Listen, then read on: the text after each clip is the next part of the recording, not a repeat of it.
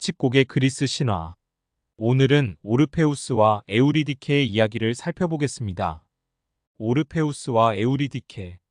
오르페우스는 인간으로서 가장 위대한 음악가로 알려져 있다.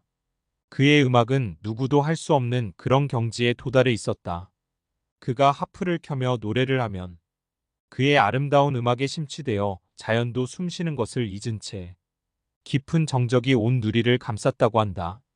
지저귀던 새들도 노래를 멈추고 흐르던 시냇물도 가던 길을 멈추고 구름도 그의 곁으로 가까이 내려앉고 돌과 나뭇뿌리는 땅 위로 솟구치고 잡은 짐승을 막 먹으려고 하던 맹수들도 먹기를 잊어버리고 잡힌 짐승 또한 도망가기를 잊고 맹수와 나란히 앉아 그의 노래를 들을 정도이었다.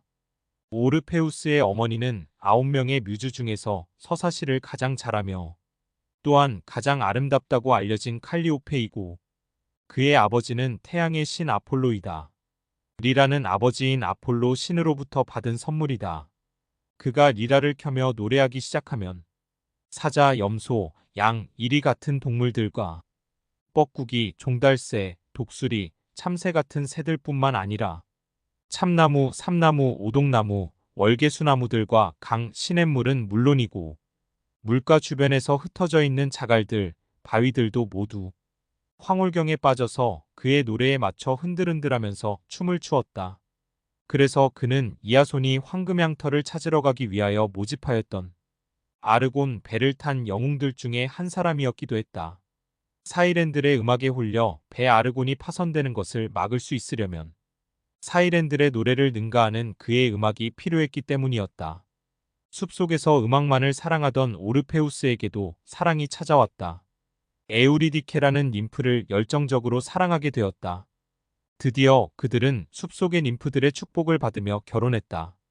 그들이 얼마나 행복했느냐 하면 오르페우스는 그의 열정적인 사랑과 그의 가슴을 가득히 채우고 적시는 그의 감미로운 사랑의 노래를 듣고 님프들은 모두 자신들의 사랑이냥 행복해했고 숲속에서 이름 모를 꽃들도 짙은 사랑의 향기를 발산했으며 하늘에 있는 별들조차도 사랑의 감동으로 더욱 반짝이면서 춤을 추었다.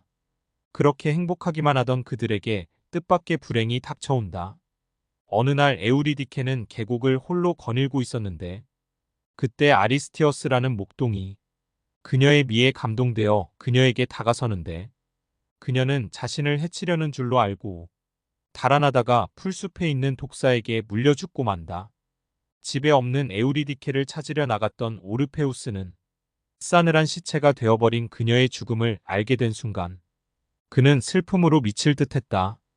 그녀는 그의 사랑이자 그의 생명이었다.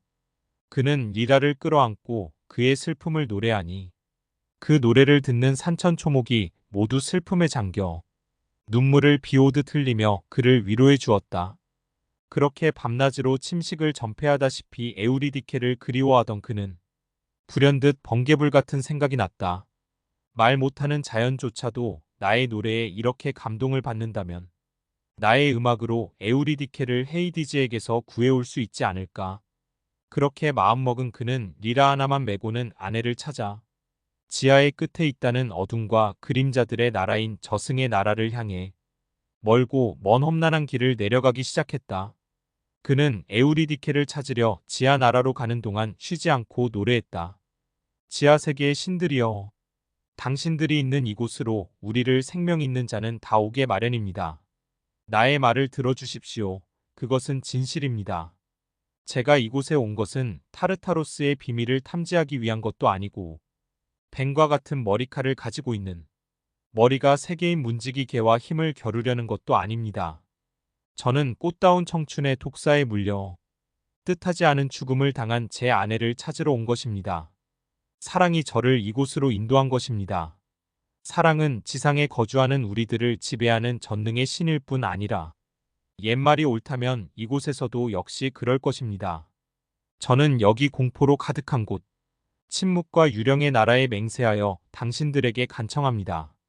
에우리디케의 생명의 줄을 이어주십시오.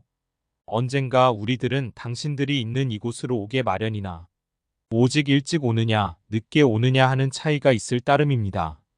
저의 아내도 수명을 다한 후에는 당연히 당신들의 수중에 들어올 것입니다. 그러나 그때까지는 원컨대 그녀를 저에게 돌려주십시오. 만약 거절하신다면 저는 홀로 돌아갈 수 없습니다. 저도 죽겠습니다. 두 사람의 죽음을 눈앞에 놓고 승리의 노래를 부르십시오. 그가 이런 애달픈 노래를 부르자 망령들까지도 눈물을 흘렸다. 탄탄로스는 목이 마른데도 잠깐 동안 물을 마시려고 하지도 않았고 익시온의 차륜도 정지하였다. 독수리는 거인의 간을 찢기를 중지하였고 다나오스의 딸들은 채로 물 푸는 일을 중지했다. 그리고 시시포스도 바위 위에 앉아서 노래를 들었다. 복수의 여신들의 양볼이 눈물에 젖은 것도 그때가 처음이라고 한다. 절대로 감동받지 않는 어른같이 냉정한 마음을 가진 헤이디즈도 전무후무하게 이때만은 감동을 받았다. 너무나 마음이 아파 눈물까지 흘리며 애원하는 아내. 페르세포네의 요청도 있었지만 강경한 헤이디즈 자신의 마음도 오르페우스의 노래에 결국 누그러지고 말았다. 그래서 그는 오르페우스가 에우리디케를 데려가는 것을 허락해 주었다.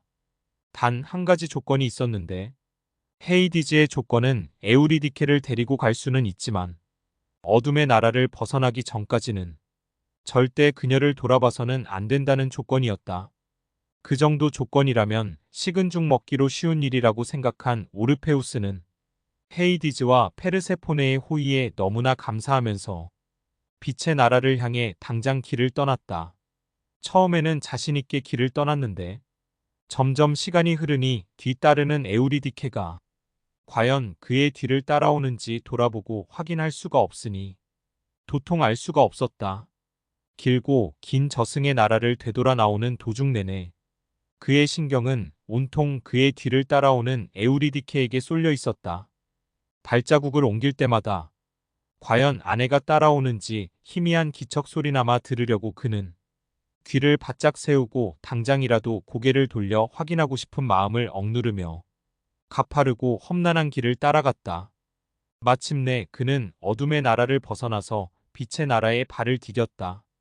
그의 발이 빛의 나라 땅을 밟자마자 맑고 밝은 빛의 따스함이 전율하듯 그의 몸을 타고 흘렀고 눈부시게 반짝이는 투명한 햇살은 그의 얼굴을 어루만지며 몸과 다리까지 부드럽게 휘감으며 그를 반겨주었다.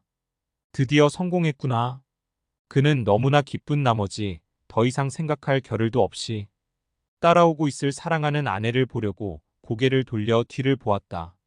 그런데 에우리디케는 빛의 나라로 들어서기 바로 한 발자국 전이었다. 아내는 일순간 그의 시야에 환하게 들어왔다가 그림자처럼 저승나라로 끌려가고 있었다. 그들은 서로 포옹하려고 팔을 내밀었으나 허공을 감았을 뿐이었다. 두 번째로 죽어가면서도 에우리디케는 남편을 원망할 수도 없었다. 자기를 보고 싶어 못 견디어 저지른 일을 어떻게 탓할 수 있을 것인가. 이제 최후의 이별입니다. 안녕히. 라고 그녀는 말했다. 그러나 어찌나 빨리 끌려갔던지 그 소리조차 잘 들리지 않았다. 그녀는 이렇게 말을 마치자마자 그의 눈에서 사라져버렸다.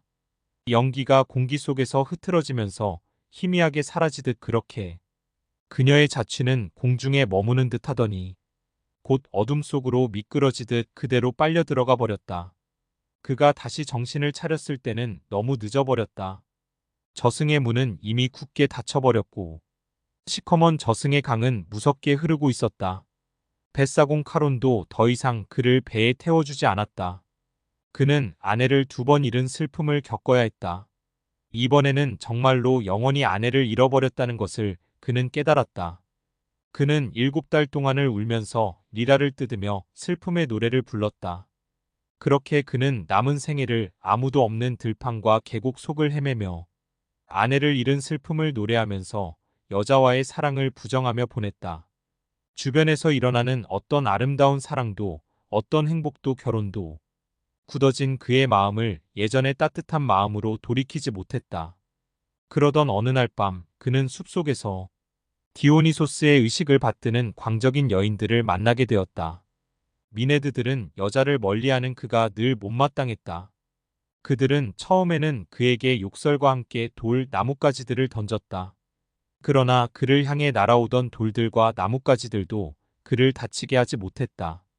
공중에서 날아오다가 그의 리라 소리가 들릴 만한 거리에 도달하자 힘을 잃고 그대로 그의 발 아래에 사뿐히 떨어져 버렸다. 그러던 처녀들은 소리를 질러 리라 소리가 들리지 않게 한 후에 무기를 던졌다. 결국 오르페우스는 온몸에 피를 적시며 쓰러졌다. 광분한 처녀들은 그의 사지를 갈기갈기 찢고 그의 머리와 리라를 헤브로스 강에다 던져버렸다. 그러자 그것들은 슬픔 노래를 속삭이는 듯 노래와 연주를 하면서 흘러내려갔고 양쪽 강변에서도 이에 맞추어 슬픈 노래를 불렀다. 그의 노래하는 머리는 강을 타고 흘러 바다에 도달하니 어부들은 그의 노래를 인어들의 노래라고 생각하며 고기잡이를 중단하였고 끼르륵 끼르륵 바다 위를 날던 갈매기들도 바다 위에서 그대로 멈추었다. 뮤즈의 여신들은 갈기갈기 찢어진 그의 몸을 모아 레이베트라에 묻었다. 이 레이베트라에서는 지금도 밤 꾀꼬리가 그의 묘에서 그리스의 다른 지방 그 어디에서보다도 아름다운 소리로 운다고 전해지고 있다. 그의 리라는 제우스 신에 의하여 하늘의 별자리가 되었다. 망령이 된 그는 또다시 타르타로스에 내려가 에우리디케를 찾아내고 열렬히 그녀를 끌어안았다. 그들은 같이 행복에 취해 들판을 거닐었다. 때로는 그가 앞서기도 하고 때로는 그녀가 앞서기도 하면서 오르페우스는 이제는 부주의하게 그녀를 바라보았다고 하여 벌을 받을 염려도 없이 마음껏 그녀를 바라보았다.